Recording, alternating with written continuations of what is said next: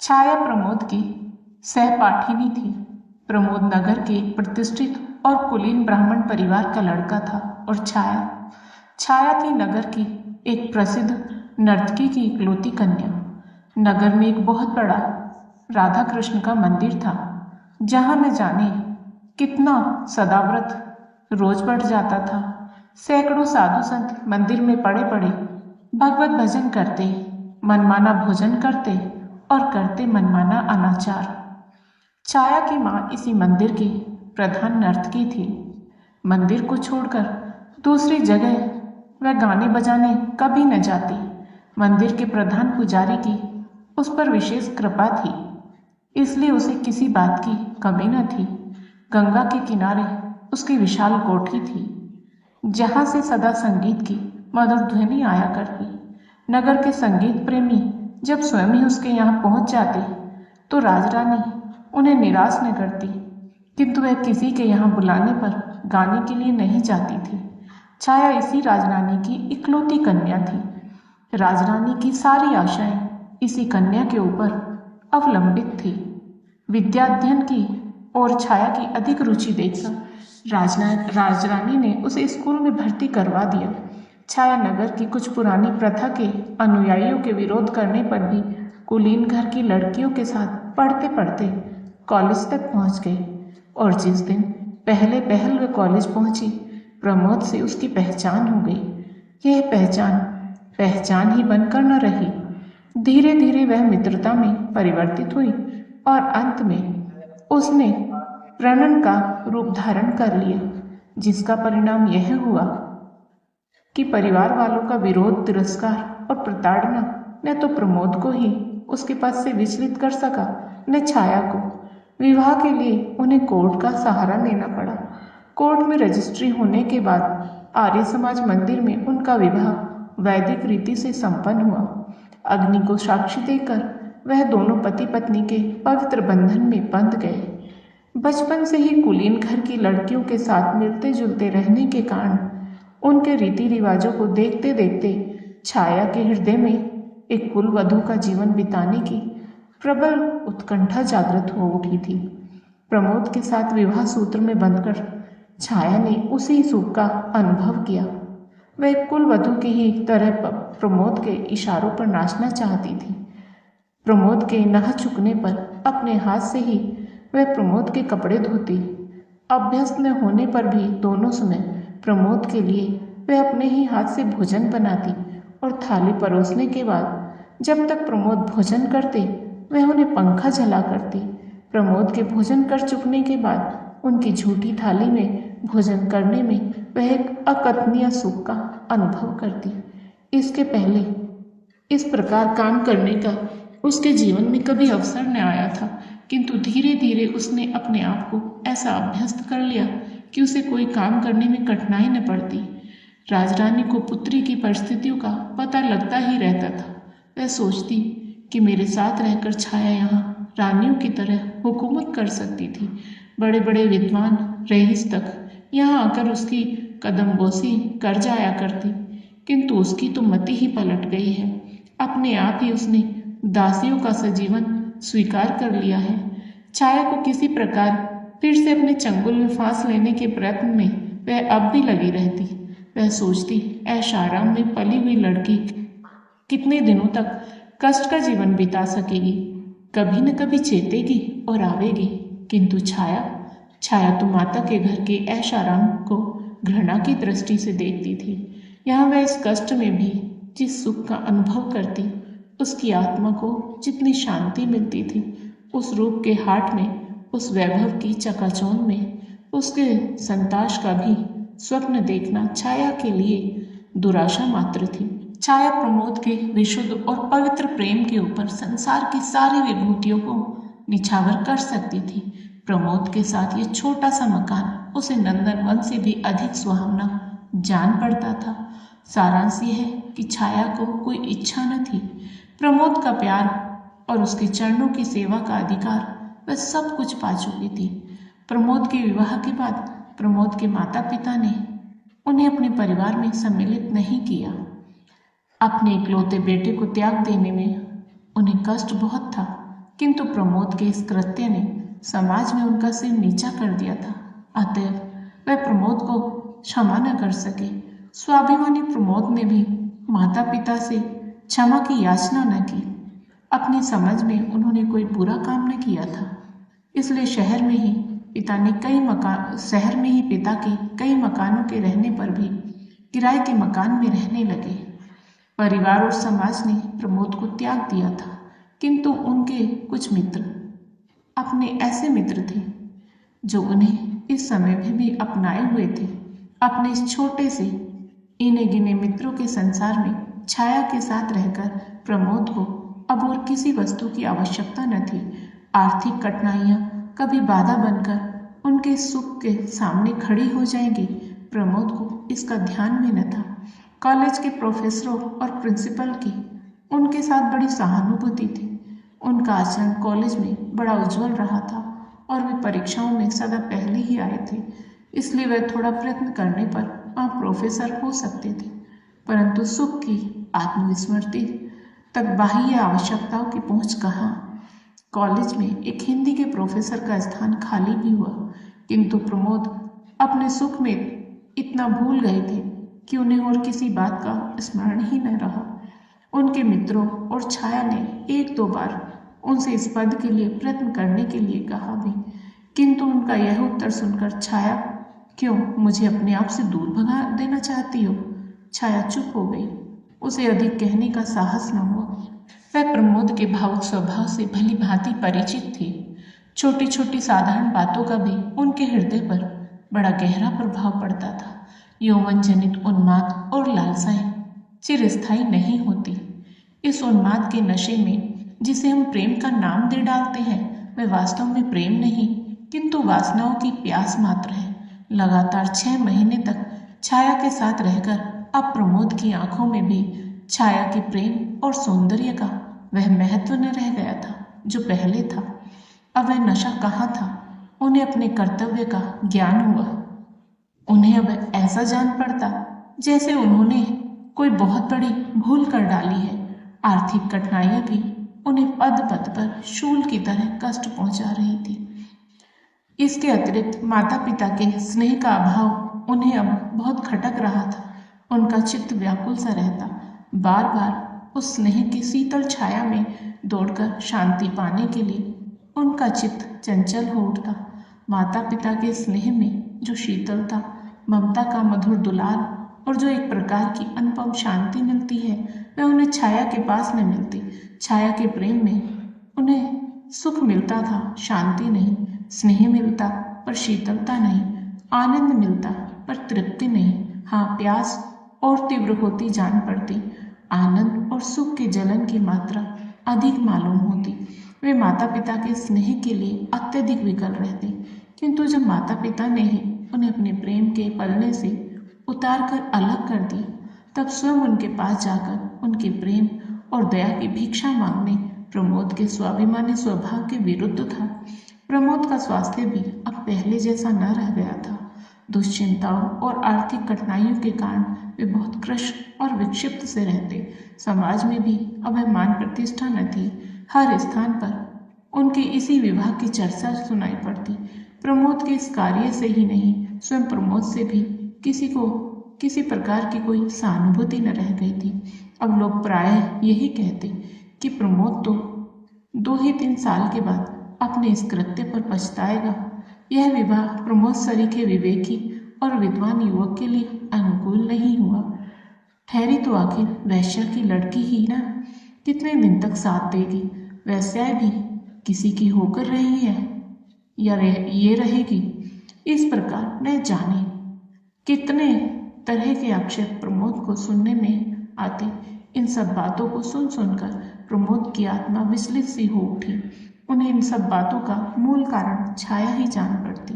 वे सोचते, कहाँ से मेरी छाया से पहचान हुई, न उससे मेरी पहचान होती और न विपत्तियों का समूह इस प्रकार मुझ पर टूट पड़ता। वे अब छाया से कुछ खिंचे खिंचे से रहने लगे। उनके प्रेम में अपने आप से दृढ़ता आने लगी। छाया का मूल्य उनकी आंखों में घटने लगा, पर प्रमोद स्वयं से ये सब चाहते न थे। छाया में वैश्या की लड़की होने के अतिरिक्त और कोई अवगुण मिलता न था। वे विवश थे। हृदय के ऊपर किसका वश चला है। वे अपने व्यवहार पर स्वयं ही कभी कभी दुखित हो जाते, फिर वही भूल करते। कभी कभी औरों के सामने भी छाया से वह ऐसा व्यवहार कर बैठते जो अनुचित कहा जा सकता था। छाया सुख की छाया में ही पलकर बड़ी हुई थी। अपमान, अनादर और तिरस्कार के ज्वालामय संसार से वह परिचित न थी। अब पद पद पर उसे प्रमोद से प्रेम के कुछ मीठे शब्दों के स्थान पर तिरस्कार से भरा हुआ अपमान ही मिलता था। प्रमोद के इस परिवर्तन के बाद भी छाया ने समझ लिया था कि प्रमोद के हृदय में उसने एक ऐसा स्थान बना लिया है जिस तक किसी और की पहुंच नहीं है। उसे इसी में संतोष था। एक कुलवधू, इसके अतिरिक्त और चाहती ही क्या है। पत्नी के रूप में पहुंचकर छाया ने अपना अस्तित्व ही मिटा दिया था। प्रमोद के चरणों में उसके लिए थोड़ा सा स्थान बना रहे, यही उसकी साधना थी। और इस साधना के बल पर ही वह प्रमोद का किया हुआ अपमान और तिरस्कार हंसकर सह सकती थी। उसके ऊपर इस अपमान और तिरस्कार का अधिक प्रभाव न पड़ता। प्रमोद के जरा हंसकर बोलने पर वह सब कुछ भूल जाती थी। उसे कुछ याद रहता तो केवल प्रमोद का मधुर व्यवहार। प्रमोद के माता पिता आखिर पुत्र को कितने दिनों तक छोड़कर रह सकते थे, और अब तो प्रमोद के साथ साथ उन्हें छाया पर भी ममता हो गई थी। उनका क्रोध महीने डेढ़ महीने से अधिक न ठहर सका। वह समाज के पीछे अपने प्यारे पुत्र को नहीं छोड़ सकते थे। हृदय कहता था, चलो मना लाओ, बेटा आत्माभिमानी है तो पिता को नम्र होना चाहिए, किंतु आत्म अभिमान आकर उसी समय गला पकड़ लेता। पुत्र के दरवाजे स्वयं उसे मनाने के लिए जाना उन्हें अपनी प्रतिष्ठा के अनुकूल न जान पड़ता। फिर पुत्र ही तो है, यदि वह पिता के पास तक आ जाए तो क्या उसके सामने फर्क आ जाएगा। सारांश यह है कि चंद्रभूषण और सुमित्रा अब बहू बेटे के लिए व्याकुल होते हुए भी उन्हें बुला न सके। एक दिन एक व्यक्ति ने आकर कहा कि प्रमोद बहुत दुबला हो गया है और कुछ बीमार सा है। माता का हृदय पानी पानी हो गया। उसने उसी समय एक नौकर के हाथ कुछ रुपए भेजकर कहला भेजा कि प्रमोद आकर उनसे मिल जाए। रुपए तो प्रमोद ने ले लिए क्योंकि उन्हें आवश्यकता थी, परंतु वे घर न जा सके। उन्होंने समझा माँ ने पिता की चोरी से घर में बुलवाया है, इसलिए जिस घर में वे पैदा हुए, जहाँ के जलवायु में पलकर इतने बड़े हुए, उसी घर में चोर की तरह जाना उन्हें भाया नहीं। वे नहीं गए, जाना अस्वीकार कर दिया। इससे सुमित्रा को बड़ा दुख हुआ। वे उठते बैठते चंद्रभूषण से इस बात का आग्रह करने लगी कि वे प्रमोद को स्वयं लेना जाए। उसे मनाने में उनकी प्रतिष्ठा न कम पड़ेगी। दशरथ ने बेटे के लिए प्राण दे दिए थे, यहाँ तो जरा से सम्मान की ही बात है। पिता का हृदय तो स्वयं ही पुत्र के लिए विकल हो रहा था। वे तो स्वयं चाहते थे अब सारी जिम्मेदारी सुमित्रा के सर पर छोड़कर वे पुत्र को मनाने चले। कहीं छाया पैर छूने आई तो लाख वैश्या की लड़की है, पर अब तो मेरी पुत्र वधू है, क्या मैं खाली हाथी पैर छुआ लूंगा। सराफे की ओर घूम गए, वहाँ एक जोड़ी जड़ाऊ कंगन खरीदे और जेब में रखकर 10 कदम भी न चल पाए थे कि सामने से प्रमोद आते हुए दिखे। चंद्रभूषण के पैर रुक गए। प्रमोद भी ठिठके। झुककर उन्होंने पिता के पैर छू लिए। चंद्रभूषण की आंखों से गंगा जमुना बह निकली। प्रमोद के भी आंसू न रुक सके। दोनों कुछ देर तक इसी प्रकार आंसू बहाते रहे। कोई बातचीत न हुई। अंत में गला साफ करते हुए चंद्रभूषण ने कहा, घर चलो बेटा, तुम्हारी अम्मा रात दिन तुम्हारे लिए रोया करती है। प्रमोद ने कोई आपत्ति न की, चुपचाप पिता के साथ घर चले गए। उस दिन वे बहुत रात घर लौटे। उनकी बाट जोहते जोहते छाया भूखी प्यासी सो गई थी। जब प्रमोद अपने कमरे में पहुंचे तो 12 बज रहे थे। इस समय छाया को जगाना उन्होंने उचित नहीं समझा। विलंब से लौटने का दुख था, जबकि वे भोजन कर चुके थे और छाया उनकी प्रतीक्षा में भूखी ही सो गई थी। उन्हें छाया के ऊपर दया आई। उसके सिर पर हाथ फेरते फेरते वे नींद की प्रतीक्षा करने लगे। छाया गाढ़ी निद्रा में सोई थी। उसके चेहरे पर कभी हंसी और कभी विषाद की रेखा खींच जाती थी। प्रमोद यह देख रहे थे। आज उन्हें अपने कटु व्यवहार तीर की तरह चुभने लगे। इसी सोच विचार में वे सो गए। छाया की भी नींद खुली। घड़ी की ओर देखा, 1:30 बज रहे थे। पास ही प्रमोद सुख की नींद ले रहे थे। वह बड़ी व्याकुल हुई। उसने अपने आप को न जाने कितना धिक्कारा। ऐसी नींद भी भला किस काम की? वे आए और भूखे प्यासे सो रहे, और यह निगोड़ी आंखें न खुली। यह सदा के लिए बंद न हुई थी, कभी कभी खुलने की ही लिमुदी थी ना, फिर खुलने के समय पर क्यों न खुली? इसी प्रकार अनेक विचार उसके मस्तिष्क में आ आकर उसे विकल करने लगे। छाया फिर सो न सकी। बाकी रात उसने करवट बदलते ही बिताई। सवेरे उठकर उसने प्रमोद का कोट टटोला। उसकी जंजीर जो की त्यों पड़ी थी। दूसरी जेब में 25 रुपये भी थे। जंजीर बेची भी नहीं, गिरवी भी नहीं रखी। फिर ये रुपये कहाँ से आए? प्रयत्न करने पर भी छाया इस उलझन को न सुलझा सकी। सवेरे प्रमोद सोकर उठे तब उनका चेहरा और दिनों की अपेक्षा अधिक प्रसन्न था। उठने पर उन्होंने छाया से पिता की मुलाकात, अपने घर जाने की बात और वहाँ के सब लोगों के व्यवहार और बर्ताव सभी बतलाए। छाया सुनकर प्रसन्न हुई, किंतु उस घर में छाया भी प्रवेश कर सकेगी या नहीं, न तो इसके विषय में प्रमोद ने कुछ कहा और न ही छाया को पूछने का साहस हुआ। अब प्रमोद की दिनचर्या बदल गई थी। वह सवेरे उठते ही अपनी माँ के पास चले जाते, वहीं हाथ मुंह धोते, वहीं दूध पीते, फिर अखबार पढ़ते पढ़ाते, मित्रों से मिलते जुलते वे करीब 11-12 बजे घर लौटते। इस समय उन्हें घर आना ही पड़ता, क्योंकि छाया उन्हें भोजन कराए बिना खाना न खाती थी। छाया को प्रमोद के सहवास का अभाव बहुत खटकता था, किंतु वह प्रमोद से कुछ न कह सकती थी। वह कुछ ऐसा अनुभव करती थी जैसे प्रमोद के चरणों पर अपना सर्वस्व निछावर करके भी वह प्रमोद को उस अंश तक नहीं पा सकती है जितना एक सहधर्मिणी का अधिकार होता है। इसी प्रकार 6 महीने और बीत गए। आज वही तिथि थी जिस दिन छाया और प्रमोद विवाह के पवित्र बंधन में बंधकर एक हुए थे। वह आज बड़ी प्रसन्न थी। सवेरे उठते ही उसने स्नान किया, एक गुलाबी रंग की रेशमी साड़ी पहनी, जो कुछ आभूषण थे वह सब पहनकर वह प्रमोद के उठने की प्रतीक्षा करने लगी। प्रमोद उठे और उठकर प्रतिदिन के नियम के अनुसार पिता के घर जाने लगे। छाया ने पहले तो उन्हें रोकना चाहा, किंतु फिर कुछ सोचकर बोली, आज जरा जल्दी लौटना। क्यों, कोई विशेष काम है? प्रमोद ने पूछा। आज अपने विवाह की वर्षगांठ है, कुछ प्रसन्नता और कुछ संकोच के साथ छाया ने उत्तर दिया। होगी, उपेक्षा से कहते हुए प्रमोद ने साइकिल उठाई और वे चल दिए। छाया की आंखें डबडबा आई। वह कातर दृष्टि से प्रमोद की ओर तब तक देखती रही जब तक वे आंखों से ओझल न हो गए। फिर भीतर आकर अन्य मनस्क भाव से घर के कामकाज में लग गई। भोजन में आज उसने कई चीजें जो प्रमोद को बहुत पसंद थी बनाई, किंतु इधर भोजन का समय निकल जाने पर भी प्रमोद घर न लौटे तो वह चिंतित हुई। उससे रहा न गया। उठकर वह प्रमोद के घर की तरफ चली। जहाँ न जाना चाहती थी वहीं गई, जो कुछ न करना चाहती थी वही किया। घर के सामने पहुंचकर उसने देखा कि चंद्रभूषण तख्त पर बैठे हैं। छाया को देखते ही वे कुछ स्तंभित हुए, किंतु तुरंत ही आदर भाव प्रदर्शित करते हुए बोले, आओ बेटी, कैसे आई हो? आओ बैठो। छाया को ससुर से इस सद्व्यवहार की आशा न थी। वह उनके इस सद्व्यवहार पर बड़ी प्रसन्न हुई। उसकी समझ में न आता था कि वह प्रमोद के विषय में कैसे पूछे। इसी पशुपेश में वह कुछ देर चुपचाप खड़ी रही। अंत में अपने सारे साहस समेटकर उसने पूछा, वे कहाँ हैं? किसे? प्रमोद को पूछती हो?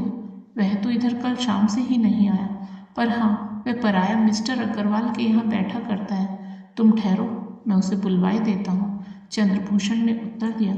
उधर प्रमोद की माँ दरवाजे की आड़ से खड़ी खड़ी छाया को निहार रही थी और मन ही मन सोच रही थी, कैसी चांद सी है। चार ढाल से भी कुलीन घर की बहू बेटियों से कुछ अधिक ही जचेगी, कम नहीं। बातचीत का ढंग कितना अच्छा है, स्वर कितना कोमल और मधुर है। चूल्हे में जाए वह सामान जिसके कारण मैं इस हीरे के टुकड़े को अपने घर में अपनी आंखों के सामने नहीं रख सकती। छाया फिर बोली, आप उन्हें न बुलवाकर मुझे ही वहां पहुंचवा दे। अच्छी बात है, कह के चंद्रभूषण अपने एक विश्वास पात्र नौकर के साथ छाया को मिस्टर अग्रवाल के घर भेजकर भीतर आए। पत्नी से कहा, वह लड़की जिसके साथ तुम्हारे बेटे ने ब्याह किया है आज आई थी। पत्नी ने तिरस्कार के स्वर में कहा, वह बेचारी तो ओपत के तुम्हारे दरवाजे तक आई और तुमसे इतना भी नहीं बन पड़ा कि उसे घर के भीतर तक लिवा लाए। चंद्रभूषण सिर खुजाने लगे। वाह, मैंने तो तुम्हारे ही डर के मारे नहीं बुलवाया, नहीं तो बुलाने को क्या हुआ था, अपनी ही तो बहू है। फिर वे उठकर भीतर गए। अलमारी से वही कंगन की जोड़ी जो उस दिन उन्होंने खरीदी थी लाकर पत्नी के सामने धर दी। बोले, लो, अब जब आवे तो उसे यह कंगन पहना देना। सुमित्रा ने चकित दृष्टि से एक बार कंगन और एक बार पति की ओर देखा, फिर प्यार किंतु तिरस्कार स्वर में बोली, मेरे लिए तो ऐसा कंगन कभी न लाए थे। अपनी बहू के लिए कैसे चुपचाप खरीद लाए, किसी को मालूम भी नहीं होने पाया। छाया ने मिस्टर अग्रवाल के घर पहुंचकर देखा प्रमोद ताश के खेल में तल्लीन है। वहां पर कई युवक और युवतियां थी।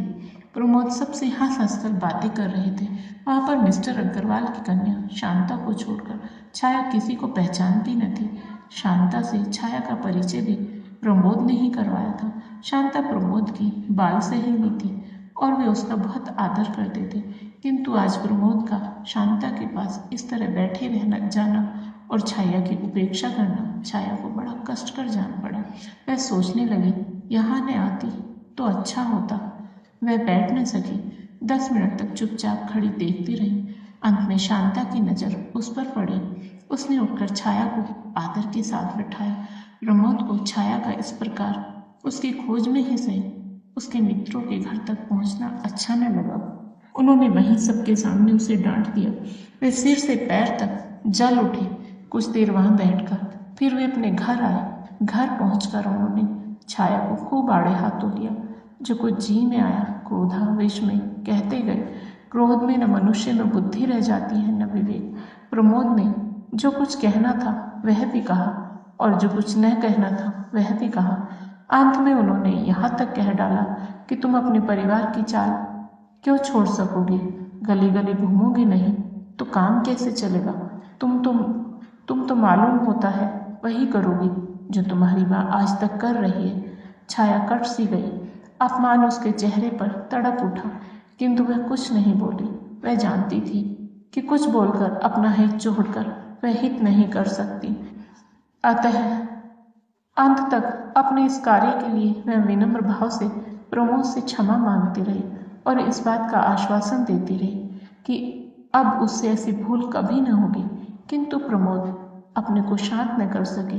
वे उन्मत्त की तरह कभी टहलते और कभी चुपचाप लेट जाते। अंत में कुछ देर तक इधर उधर टहलकर वे छाया से बोले, छाया, मैं तो मिस्टर अग्रवाल के घर जा रहा हूँ, वहाँ मुझे कुछ शांति मिलती है। शांता के पास पहुंचकर मैं एक प्रकार के सुख और शीतलता का अनुभव करता हूँ। वहाँ मैं सारी दुश्चिंताओं से क्षण भर के लिए अपने आप को मुक्त पाता हूँ। वहाँ मैं जितना अधिक रहूँ रहने दिया करो। तुम्हारे पास मुझे सिवा ग्लानि और क्षोभ के कुछ नहीं मिलता। तुम्हारे पास मैं शांति नहीं किंतु अशांति ही अधिक पाता हूँ। शीतलता नहीं, मुझे जलन होती है। और यह सच तो है छाया कि अब मैं तुमसे घृणा करने लगा हूँ। तुम्हारी माँ के घर की दासी का आना जाना मैं संदेह की दृष्टि से देखता हूँ। मुझे तुम्हारे ऊपर विश्वास नहीं रह गया। अब तुम मेरे पीछे मत पड़ो। तुम्हें स्वतंत्र किए देता हूँ। तुम चाहो तो अपनी माँ के पास जाकर सुख से रह सकती हो। मैंने तो तुम्हारे साथ इतने दिनों तक रहकर भर पाया। बस अब और अधिक मुझे अपने साथ रहने के लिए विवश मत करो। रोने धोने का मुझ पर कोई असर नहीं होगा। जहाँ मैं थोड़ी शांति पाता हूँ वहाँ जाने दो। कहते हो प्रमोद बाहर चले गए। अरे तो ऐसे कंगनों के लिए कलाई भी तो वैसी ही चाहिए। कहते कहते चंद्रभूषण बाहर चले गए। छाया वहीं धरती पर लौट कर फूट फूट कर रोने लगी। आज उसे मालूम हुआ कि वह कितनी असहाय, कितनी विवश और कितनी दुर्बल है। संसार उसे शून्य सा होता हुआ जान पड़ा। उसे ऐसा लगता था जैसे उसका सर्वस्व कोई बरबस उससे छीन लिए जाता है। वह चीख पड़ी और रोते रोते बेहोश हो गई। पड़ोस की कुछ स्त्रियों ने आकर उसके मुंह पर पानी के छींटे दिए। छाया उठ बैठे। उस दिन वह भोजन न कर सकी। इस प्रकार विवाह की पहली वर्षगांठ संपन्न हुई। प्रमोद बहुत रात गए घर लौटे। छाया तब तक सोई न थी। वह अब भी रो रही थी। छाया की अवस्था पर प्रमोद को दया आ गई। उन्हीं की ओर से इस संग्राम की संधि का प्रस्ताव पेश हुआ। सुलह हुई और दोनों ने साथ भोजन किया। रात अच्छी कटी, किंतु सवेरे से फिर वही रफ्तार बेढंग की जो पहले थी सो अब भी है आरंभ हो गई। प्रमोद फिर कुछ तेज बातें कह के चल पड़े और छाया रोती रह गई। राजरानी अपनी पुत्री की दुर्वस्था के विषय में प्रतिदिन सुना करती थी। उसने फिर अंतिम शस्त्र फेंका। दासी से कहला भेजा, अभी भी कुछ बिगड़ा नहीं है। छाया चाहे तो आकर मेरे साथ सुख से रह सकती है। यह इतनी बड़ी कोठी और लाखों की संपत्ति उसी की है। वह इतना कष्ट क्यों झेल रही है? अभी उसकी माँ तो जीवित है, इतना तो सोचे। छाया ने उसके उत्तर में माँ को कहला भेजा, मेरी नसों में सीता और सावित्री का खून दौड़ रहा है। मैं आर्य महिला हूँ। मैं अपने पति के चरणों को छोड़कर नहीं जा सकती। सीता और सावित्री का महान आदर्श उससे कहता है कि पति ही मेरा परमेश्वर है। पति को छोड़कर स्त्री की कहीं दूसरी जगह गति नहीं हो सकती। उनसे कहना कि मेरी माँ तो मर चुकी है, मैं उन्हें अपनी माँ नहीं समझती। मेरी माँ होती तो मेरी ही तरह पवित्र जीवन बिताती। इस उत्तर से राजरानी के स्वाभिमान को धक्का सा लगा। उसने सोचा अभी और ठोकरें खाने के बाद उसकी अकल ठिकाने आवेगी, तब अपने आप चली आवेगी। जैसे ही दासी घर से बाहर निकली, प्रमोद ने घर में प्रवेश किया। वह सिर से पैर तक जल उठी। घर के अंदर जाते ही उन्होंने बेकसूर ही सारा क्रोध छाया पर उतार दिया। छाया के हर छोटे छोटे कार्य को अब वे संदेह की दृष्टि से देखते थे। उन्हें उसके ऊपर विश्वास न रह गया था। उसकी हर एक भाव भंगिमा में उन्हें कुछ छल, कुछ धोखा दृष्टिगोचर होता था। उन्होंने दासी के आने का कारण पूछा और छाया के सच सच कह देने पर भी वे विश्वास न कर सके। क्रोध में उन्मुक्त से हो रहे थे। क्रोध के साथ बोले, छाया तुम जाओ, जाओ अपनी माँ के साथ रहो। मेरा पिंड छोड़ दो। तुम्हारे साथ रहने से मुझे कष्ट भर होता है और कुछ नहीं। मैं अपने आप तो तुम्हें छोड़ नहीं सकता। तुम अपने आप ही अपनी माँ के पास चली जाओ, तो मेरे ऊपर किसी प्रकार की जिम्मेदारी न रह जाएगी। मेरा कहना मानो, मुझे इस बंधन से मुक्त कर दो छाया। तुम भी सुख से रह सकोगी, मैं भी सुख से रहूंगा। छाया बातें चुपचाप सुन रही थी। उसकी आंखों से आंसू बहते जाते थे। उसने हिचकियों के साथ कहा, प्रमोद तुम बंधन से मुक्त होना चाहते हो तो मैं कर दूंगी। व्यंग्य और उपेक्षा की हंसी के साथ प्रमोद ने कहा, हाँ यही चाहता हूँ छाया, मुझे बंधन से मुक्त कर दो। जिस दिन तुम मेरी इतनी बात मान लोगी, मुझे बड़ी शांति मिलेगी। शाम को घर लौटकर प्रमोद ने देखा छाया अपने जीवन की अंतिम सांसें ले रही थी। उसकी आंखें कदाचित एक बार प्रमोद को देख लेने की प्रतीक्षा में खुली थी। प्रमोद के आते ही एक हिचकी के साथ उसकी आंखें सदा के लिए बंद हो गई। प्रमोद पागलों की तरह छाया की लाश पर गिर पड़े।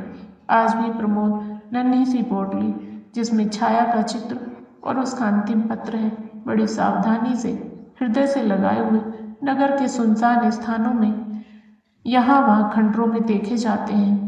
वे न कभी किसी से बोलते हैं और न किसी की बात का उत्तर देते हैं। हाँ, अपने आप ही वे कभी कभी एक विचित्र प्रकार की आवाज़ से कुछ कहते हैं जिसको बस वे ही समझते हैं, कोई और नहीं। दोस्तों, आपको आज की कहानी पसंद आई हो तो कहानी को लाइक करें, शेयर करें और साथ ही हमारे चैनल को सब्सक्राइब करें। बेल आइकन को प्रेस करके ऑल बटन पर क्लिक करें। राधे राधे प्यारे दोस्तों।